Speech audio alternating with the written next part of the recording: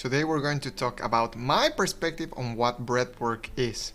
Well, the first thing is that nowadays breathwork is a buzzword. Everyone and their grandmas are breathing. And yeah, that's true, we're all breathing. What we're trying to do is bring awareness and a little bit of clarification around what this buzzword breathwork means. For me, this is only for me, breathwork is divided into three different areas. We have unconscious breathing, we have functional breathing, and we have superventilation. So let's go first with unconscious breathing. At any moment that you're not aware of your breathing, that is what unconscious breathing is taking place. Obviously, the moment that we are sleeping, we are unconsciously breathing. Now, since we're doing this in an automated fashion, the breathing is an automated process, in other words, we also need to make sure that we are breathing in a way that is adaptive. What do I mean by this? Many times what it happens is that because of some trauma in the past, talking about physiological, emotional, or psycho-emotional factors, we can get into maladaptive strategies or maladaptive breathing patterns. We're not breathing fully, we're only breathing to the upper part of the chest, or we're mostly probably breathing only through the mouth, not using the nose, and so on and so forth. Those are maladaptive unconscious breathing patterns. On the opposite side, we have adaptive unconscious breathing patterns. How does that look like?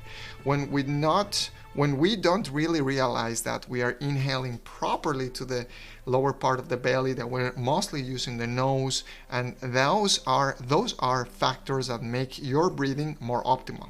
The reason is because we are inhaling a reasonable amount of air that gets distributed throughout our lungs, and that gets into the bloodstream, the oxygen gets into the bloodstream, and the carbon dioxide leaves, and so on and so forth.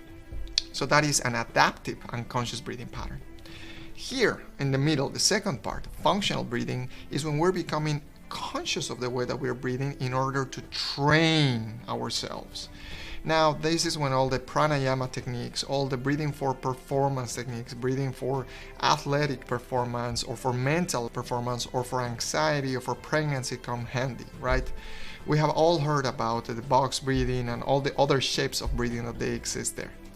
In other words, the moment that we become aware of the count of our breath, of our speed of breathing, of our tempo of breathing, or the depth of our breath, that moment we are shifting from the unconscious to the functional and conscious breathing part, right?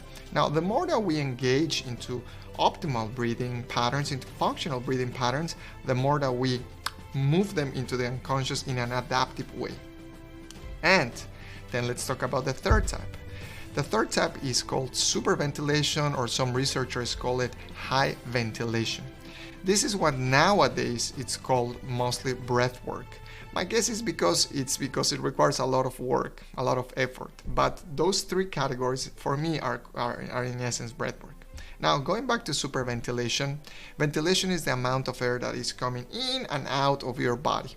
Superventilation means that we are actually increasing that ventilation, whether it's because we're breathing faster, or because we're breathing deeper, or a combination of all of those, or because we're using apnea techniques, meaning cessation of breathing, stopping the way that we breathe consciously, and all of that has a purpose, which is to train, in other words, the body and therefore the nervous system to perform optimally, to have distress of the nervous system, to go into what I call a Zen state of the mind, and many other benefits.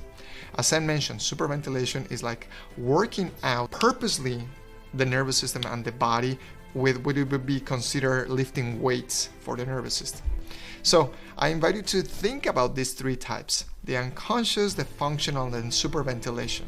And I bet that you will find that you have your own preference on all of those three, and even you can have your own schedule of how to prioritize or how to promote the functional breathing and superventilation, so that all of that gets reflected into the unconscious breathing patterns.